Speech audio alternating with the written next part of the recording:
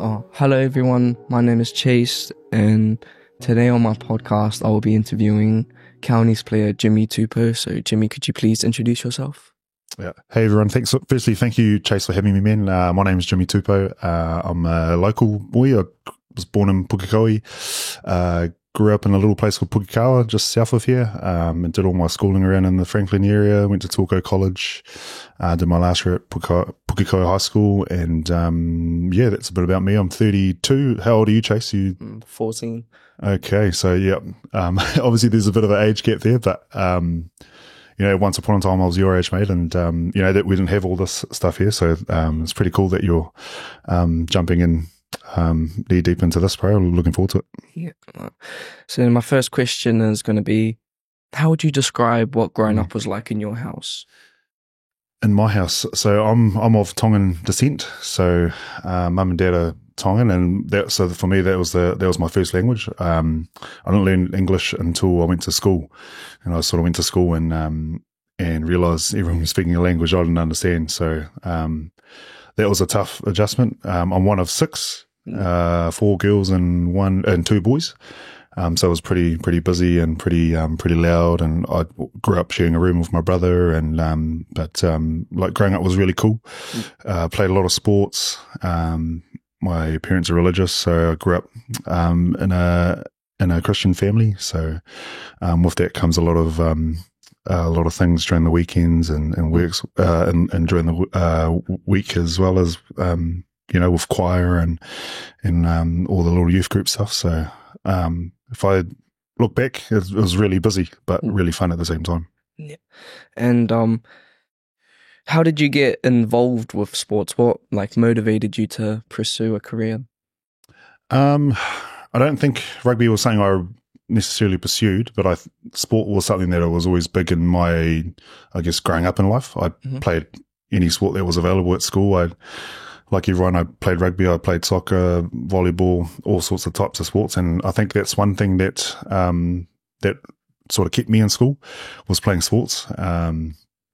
So I think as I got a bit older, I sort of figured out that I was half decent at rugby, and had a few coaches that said, mate, if you put in the effort and have a good go at it, then that could potentially be something you could do for a living. And so that's the light bulb moment for me around, there's people outside of myself that see a bit of potential in me, and that's sort of how I fell into it, and just sort of gone with the flow. And I've been professional for 13 years. So I became professional at 19. So it's since I was an adult, it's basically all I've done.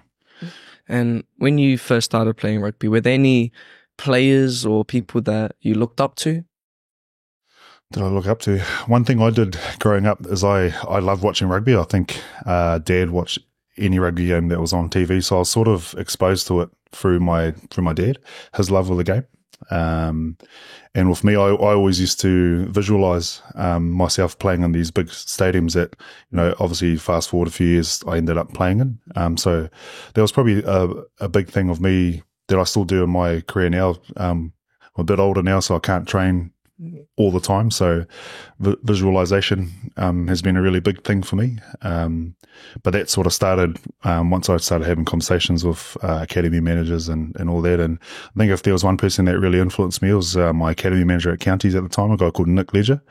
He's sort of the first person that sat me down and sort of mapped out potentially what what's possible if I go down the rugby route.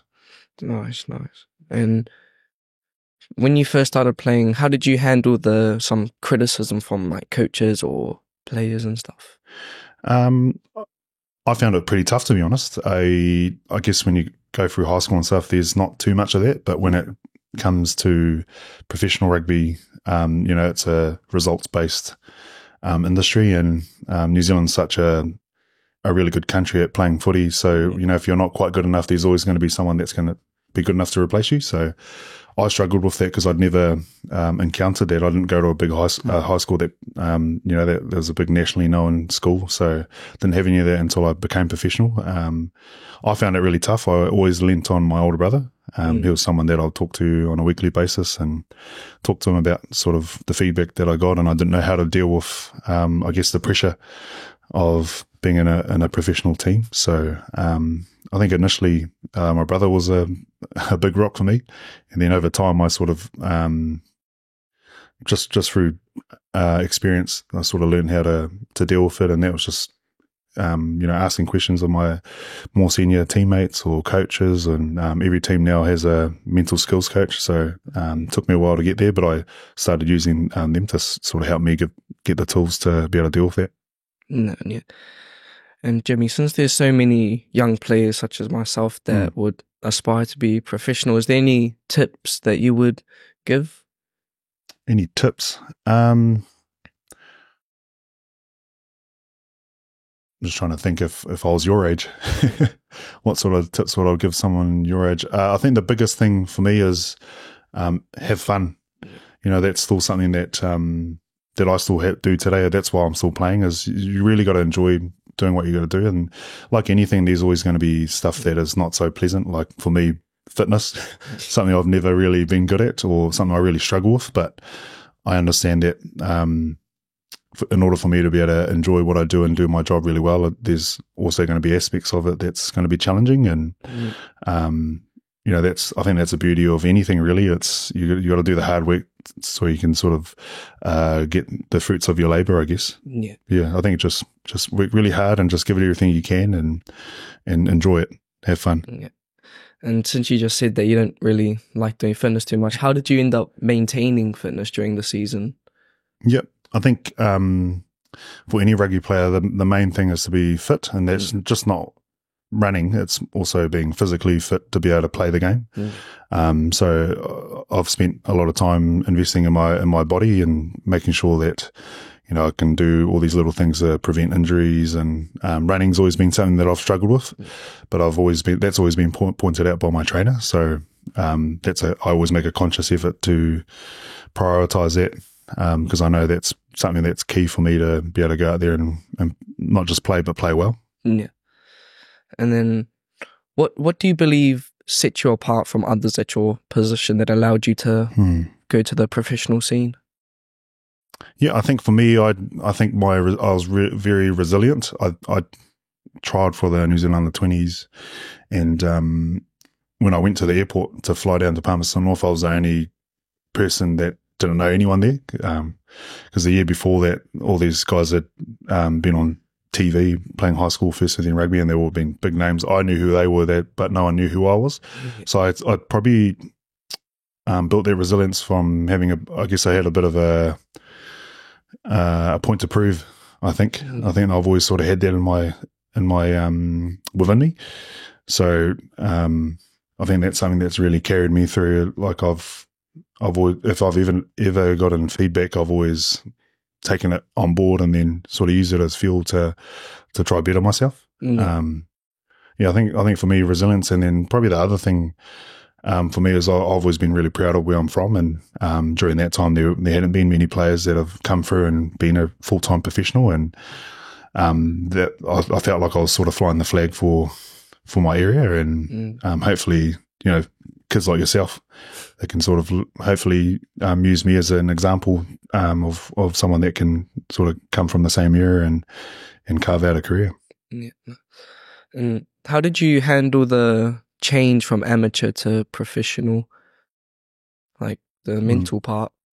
Yeah, I think part of one of the biggest things is obviously when you go from amateur to professional, you get paid, obviously. So that was really nice. I really struggled working and training full time and not getting paid to play rugby, just with the time and all that. But the other cool thing is you get heaps of free gear.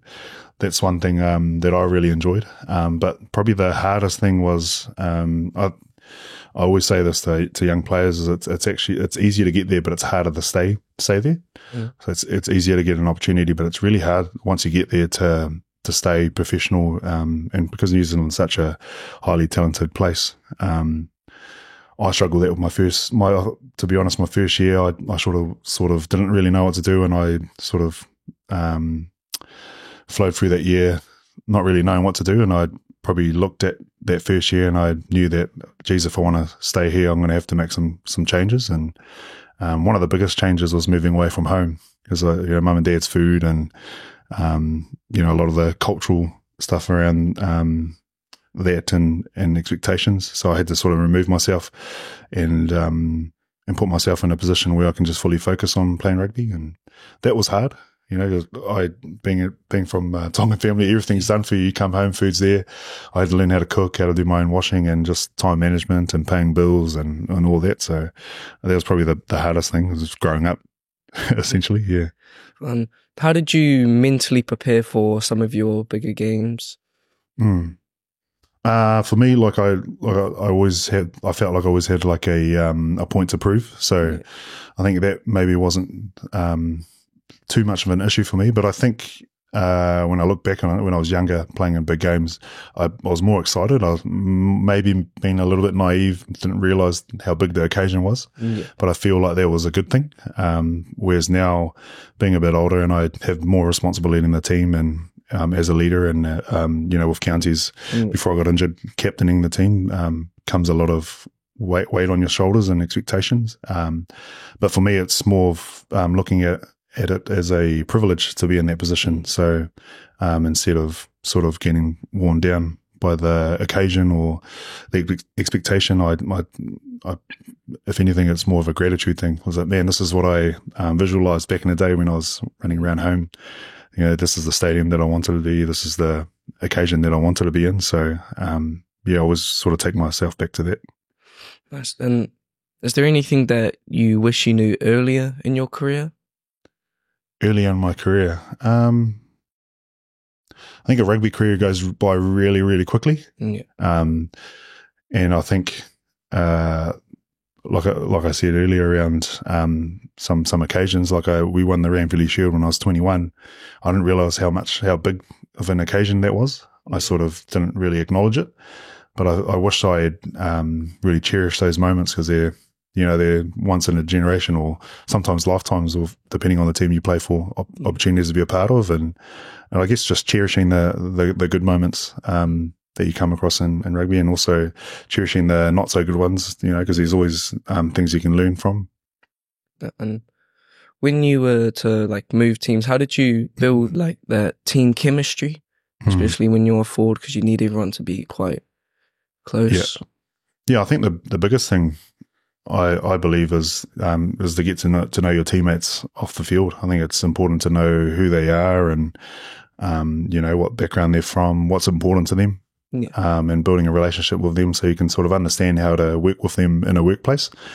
I think that's really important. And just like anything, it's time together. I think the time off the field is just as important as time on the field, on the training pitch. And but for me, I'm very social, so I'm the first person that I'll go talk to somebody and ask questions. But I think it's just time off the field is probably just as important as on. Yeah, and well, I don't really have any more questions, and thanks for coming here and letting me interview you. But before you go, is there anything that you would like to ask me at all?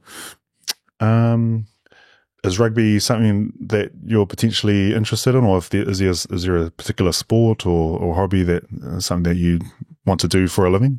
Yeah, just mainly rugby. I really like it. Like, my family's really big on it. My dad played, both my brothers played, and it's just kind of me that hasn't yet. Yeah.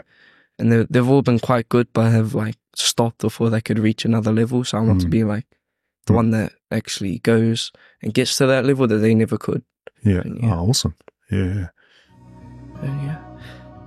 Thanks for coming and everything, and No, I appreciate it, Chase, man. Thank you very much.